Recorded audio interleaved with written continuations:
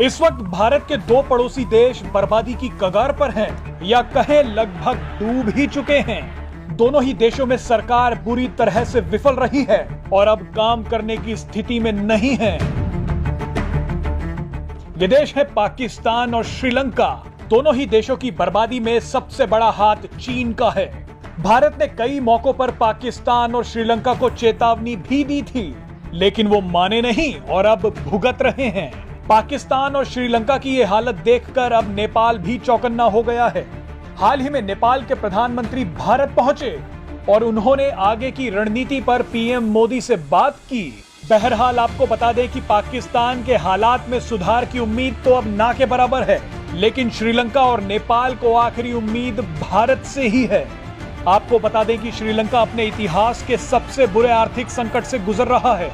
हालात इतने बुरे हैं कि वहां पर हिंसक प्रदर्शन भी शुरू हो चुके हैं और पूरे देश में इमरजेंसी का ऐलान कर दिया गया है।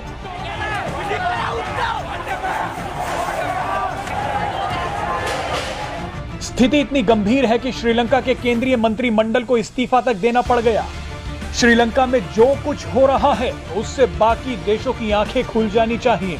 आपको बता दें कि श्रीलंका के इस आर्थिक संकट के पीछे एक बड़ी वजह चीन का पिछले 2 दशकों में वहां किया गया निवेश है।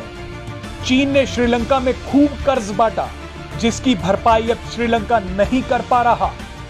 आप ये जानकर हैरान हो जाएंगे कि 2021 और 22 में श्रीलंका की चीन को देनदारी $2 बिलियन तक पहुंच गई है। श्रीलंका का हम्बनटोटा पोर्ट पहले ही चीन को 99 साल की लीज पर दिया जा चुका है। अब जब श्रीलंका के पास खुद को बचाने के सभी विकल्प खत्म हो चुके हैं, तो उसे भारत की तरफ देखना पड़ रहा है। एक सच्चे पड़ोसी का धर्म निभाते हुए भारत ने भी अब श्रीलंका को बचाने के लिए पूरी जान लगा दी है। भारत ने तुरंत मदद के लिए श्रीलंका को 40,000 टन डीजल पहुंचाया है। जल्द ही भारत वहां 40,000 टन चावल भी पहुंचाने जा रहा है। भारत लगातार श्रीलंका को आर्थिक मदद दे रहा है। भारत ने हाल ही में श्रीलंका में हजारों करोड़ रुपए का निवेश भी किया है, ताकि चीन पर उसकी निर्भरता को कम किया जा सके। आपको याद दिला दें कि कुछ ही समय पहले भारत के विदेश मंत्री एस जयशंकर भी श्रीलंका के दौरे पर गए थे और उन्होंने श्रीलंका को हर संभव मदद का भरोसा दिया। चीन के जाल में फंसे पाकिस्तान, श्रीलंका और अफ्रीका के कई देशों की हालत को देखकर अब नेपाल को खतरा महसूस हो रहा है। नेपाल के प्रधानमंत्री शेर बहादुर देउबा ने हाल ही में भारत का दौरा किया। बिजली, ऊर्जा और पेट्रोलियम सप्लाई को लेकर भारत और नेपाल के बीच समझौते हुए हैं।